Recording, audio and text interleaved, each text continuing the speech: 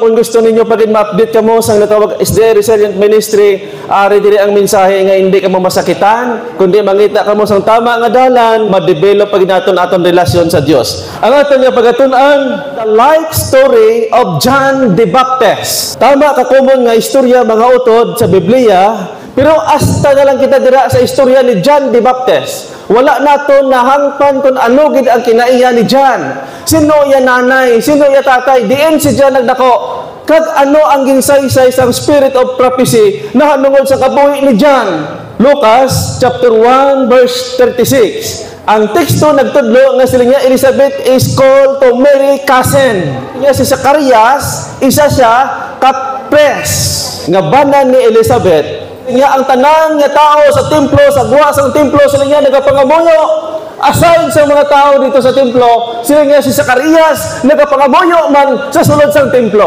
Nagpalapit ang isa ka angel nga sila nga, hindi ka makahadlok Zacarias. Kay ang imo pangamuyo ginapamatian. Sila nga, si Elizabeth magabata kag tawgon ang iya pangalan John. Amo ni ang nami nga pamangkot. Sino ang ngalan sang angel nga nagkadto kay Zacarias nga naghatag sang mensahe nga ang imo pangamuyo ginapamatian kag sila nga ang imo asawa nga si Elizabeth magapusong kag sila nga mag-anak sang lalaki kag tawgon nga John. Sino? Michael? Iya nga guardian angel?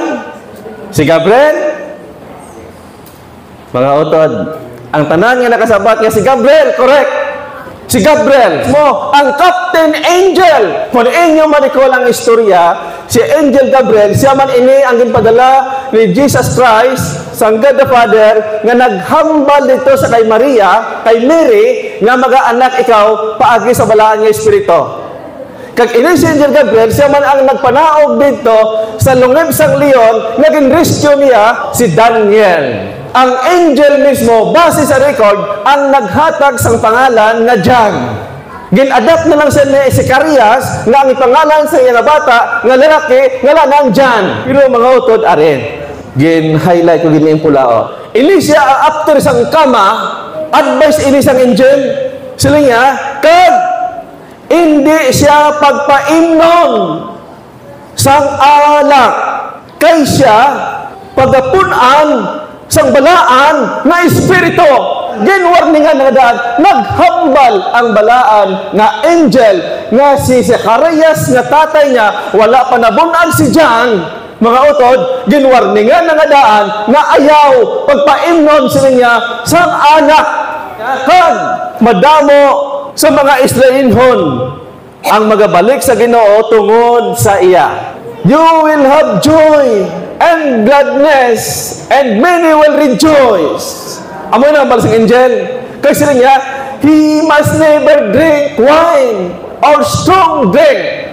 Ano ang angel kita mismo, ang naghambal, hindi ka papainon sa wine o kung mga makusog na mga ilimnon, kaya sila ang balaan ng espiritu mapuyo sa tao. Ang aplikasyon sila mga utod, kung gusto mo, kita tanan, nga makaangkon sa gawag nga balaan nga espiritu, iwasan naton ang pag-inom sang mga alak.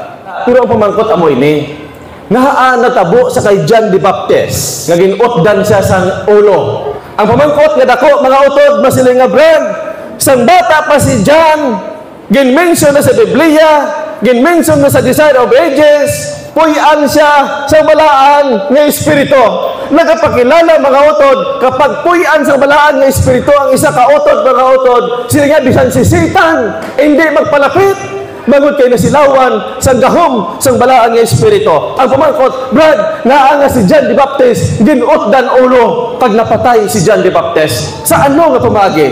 Mga utod, amo ini siya ang istorya. Before sila utdan sa ulo, si John the Baptist, dito rin siya nagapuyo sa mabukid o kung na iya siya ginakaon mga apan, kagdugos. Kag si John the Baptist, mga utod nag-experience ini, nga siya nga Ellen White, ang iya siya nga bayo, base sa Desire of Ages, ang bayo o kung ang panit sang camel. Siya ang iya ginakaon, amo ang apan. Kadugos, wala ini siya sa Diyos kinpadala nga mag-eskwela o kung mag-learn sa theology. ang balaan nga espiritu ang nagtutor sa iya, kay gingamit siya sang Dios, kag napunaan siya sang balaan nga espiritu nga wala siya ka eskwela. Samtang nagawali si John, ang naga-idol, ang nagapamatig siya, si King Herod. Kag nag-abot ang time nga si King Herod kag si John the Baptist nag-amiguhay. Nag-abot man ang time nga samtang nag-amiguhay sila, ginhimuan sang katawhan nga ang nagawali dapat prisuhon, na pressure man si King Herod, kag indakop man si John the Baptist, kag indala sa prisuhan dito sa time ni King Herod. Pero nagmando si King Herod, wala sang may magtandog sa prisuhan. Kay sila niya, mismo si John the Baptist, sila niya ang unang nagproklamar sa pag-abot sang Diyos, nagapakilala, bisan si King Herod, nagatuo, ang ginahambal ni John, matudtuod, ang ginahambal niya, nahanungod sa kay Jesus Christ. Kag, ginakilala sa ni Herod, nga isa din kaabyan, kag nagapamati, sa likod sini mga utod, ano ang ikaduwa nga mensahe, nga ginmensahe ni John sa kay King Herod? Sa tubangan sang Diyos, kag sa mata sang Dios, ang imo ginahimo tama kadako nga sala sa Dios. Siling ni Herod, bakit? Siling niya, si Remedias, hindi mo dapat ipuyo nga imo man gikulukorida. Si Remedias, may panahon pa mas maayo nga bulagan mo si Remedias. Isa ka adlaw sa itong mga utod, ini si Herodias, kung sa Ilonggo pa sa atin ang balan, Remedias. Sa Biblia, Herodias. Okay? Para klaro. Balang service dan hindi niya mo hambal na. Pero mga utod, sa atin ng balan, sa Biblia, Remedias, Herodias. Hindi gusto si Remedias. Si Herodias, na magbulagay kay naghambal si King Herod, sila niya tama ang ginambal ni John, nga hindi kita mag-upod. Kung atong tanahon, si Herodias, iya ini nga bayaw. Iling ni Herodias, niya King, bayalan na malaya si John, Gainit sila nilinway, nagainit din ang ulo ni Herodias sa tiyon nga maghambal si King Herod, nga bayaan siya. Gusto ni Remedias nga maghapiit ila relasyon ni King Herod. Samtang nag-abot ang ginatawag nga salo-salo. Ginpatawag ni Remedias nga sila nga dapat sa ato niya salo-salo. Ato i-invite si King Herod. Mga utod, sa iyang kapag-invite, nagkadto si King Herod. Kag dito, naghanda sila sang alak. Sino ni birthday? Bata niya nga si Salome. Ang ginimo, kay birthday ni Salome, nagsaot si Salome. Grabe yan nga dancing, Pag kita si King Herod. Yung wow, kagwapa. Sang bata ni Herodias, kagsamtang nagalantaw nga sige saot, sige tagay, sige inom. Sakto itong ang bali dyan nga ayaw magpainom. Inom gisa nga inom. Ang laktod nga istorya mga utod, damo-damo na sa mga wang. Ang iya nga na tumba, nakita tang mata ni King Herod, nagahuloy-huloy na. Ang pananaw niya sang laway, gwapa pagin. Ayan pagid nga si Salome, mga utod, nga kagwapa, ang pananaw niya, wow, tama, nagit ka, perfect sa iyang mata. Kag, nagdeklarar si King Herod, samtang siya nagabit-bit sang anak, nga sila niya katahong, sang imo nga dance, kag sila niya kung anong imo pangayon Salome. Sila niya, bisan katunga sining palasyo, ihatag ko sa imo, supo nga dan, i-request mo sa akon. Grabe no? Ang ginhimo, mga autodidactic, pagkabati man yan ni Salome, nga si King Herod nagaluyo-uloy ng mata, isa sa makapangyarihan sila nga doog, nag-promise, nga kung anong pangayoon, ihatag. Ang ginhimo ni Salome, nagdalagan sa mga utod, nagkanto, siya nanay, buong nanay yun, sakit pang buto. May imo kagay karon dyan. Ginpaon-paon ko lang na si Salome, pero pag may request na karon, tapos ikaroon dyan. Ang silang, sa Desire of Ages, page 221, sila nga si Salome, nagdali-dali, lakat! Nagkanto sa iya nga iloy, kag nagsiling, Nay, nagambal si King Herod, Nay, nalipay siya sa akon, Nay, ihatag niya ko sa katunga sa palasyo, kung ako lang i-mention, siling ni King Herod, sa ako nay, siling ni nanay niya, si Salome. Siling niya, Salome! Bo may pagkaugot pa niya tulog to sa kay Salome, ang imo himuon, ang balon mo si King Herod, ang imo pangayoon, ang ulo ni John ni Baptist. Siling ni Salome, sige nay, ako ni hambal sa hari na amo na akong pangayoon. Nagbalik si Salome sa hari, mga utod, kag naghambal. Nibaluan ni Salome, naluyag gid niya nga magtimalos ang iya iloy kay John. Kag tungod pagrespeto sa iya iloy, ginpati ni Salome ang hambal sa iyang nanay nga ang pangayoon, ang ulo ni John. Kag sina nga time, si John ato sa sunod sa prisuhan, nga samtang sila naga sila Rosalo, kag naga-ilininom. Ang guwa nga istorya sila mga utod.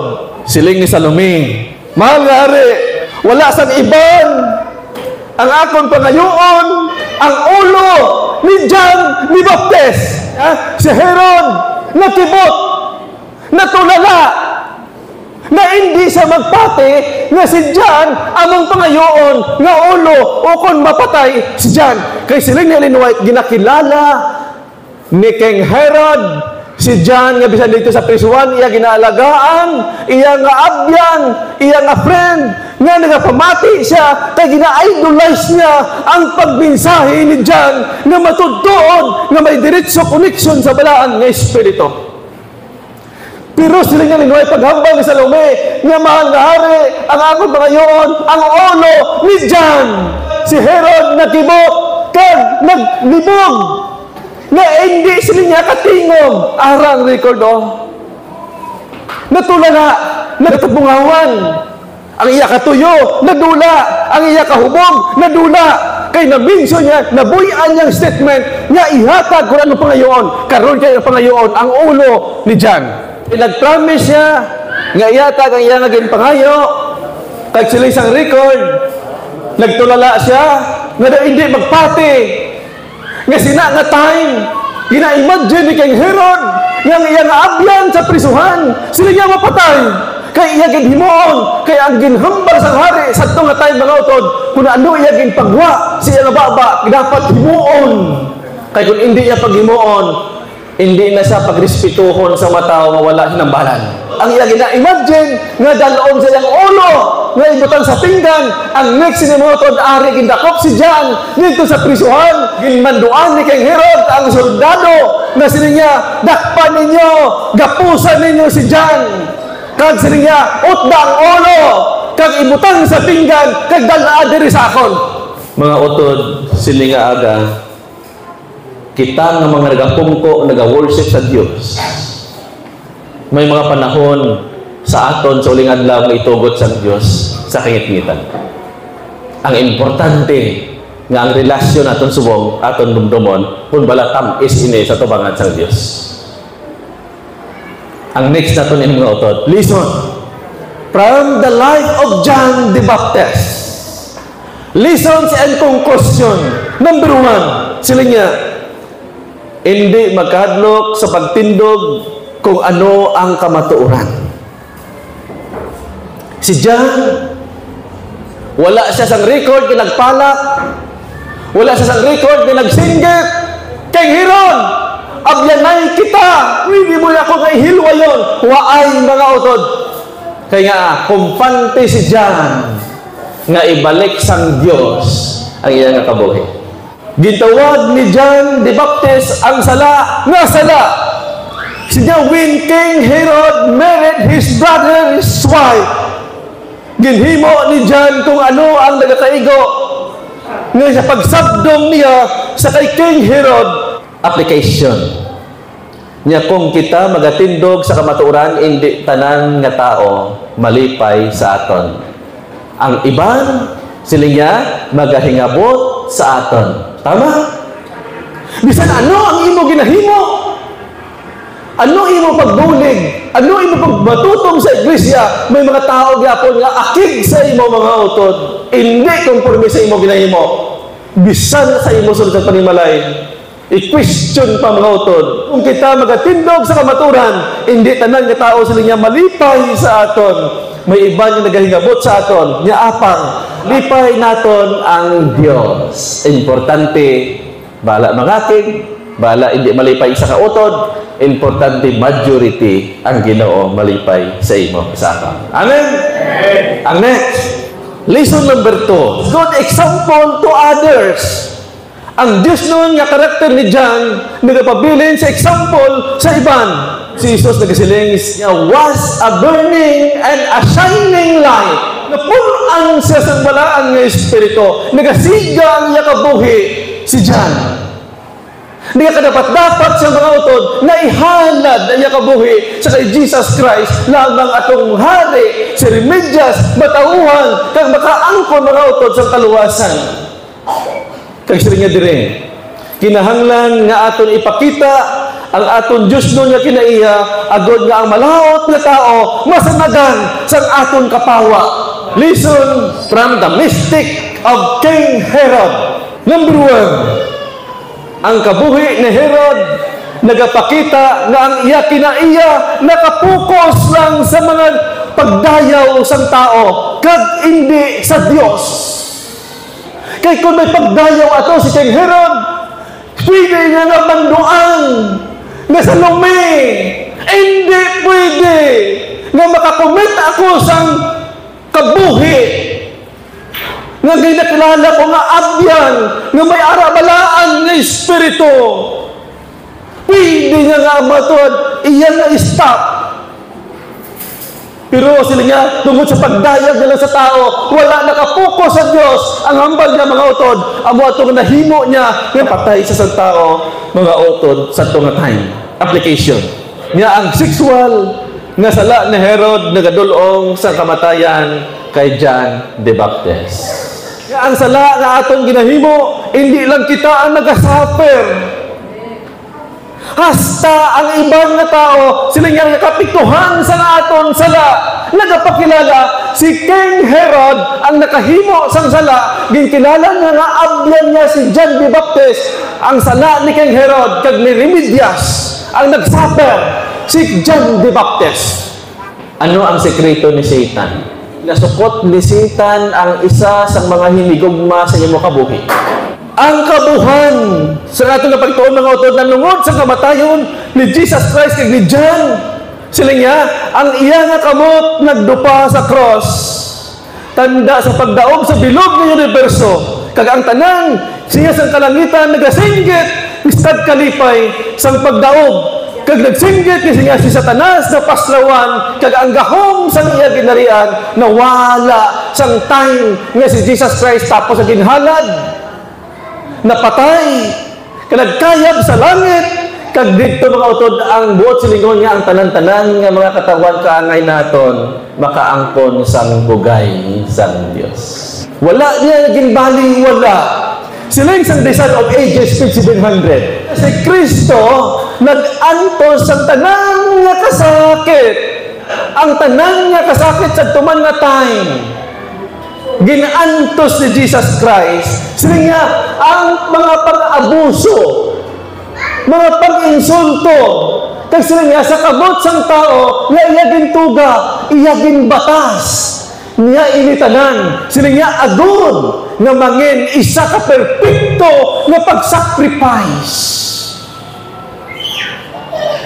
Ang punto mo ni mga utod, gusto lang sa Ginoo ipabalo sa imo kay sa akin. Ang hapdi nga kamatayan ni John, ang sakit nga kamatayan ni Jesus Christ, nagpundar sa bugay kag kaluoy dito sa cross, natapos na. Bisan ano sa imo ka makasasala, magpalapit ka sa Ginoo, sila niya nagakadapat-dapat ikaw makaangkon sa bugay sa Diyos. Kay sila niya ginbatas niya ang tanan sila niya nakasakit. Kagintawag na perfecto na sacrifice, sakripisyo. Nga, perfecto na sacrifice. Kasi sila yung isang prophecy. Wala siya nagareklamo. Ginapatas niya ang agi sa mga halot, kagkasakit, para sa imo kag sa akon, madala niya sa langit. Kabay nga ang Dios, magpakamayo sa atong tanan, natapos sa atong pagtuon, sila nga aga, nga kita tanan, ginahandom sa Dios nga magtinlo atong kabuhi. Genuine, matamis nga relasyon sa tawag sa Diyos.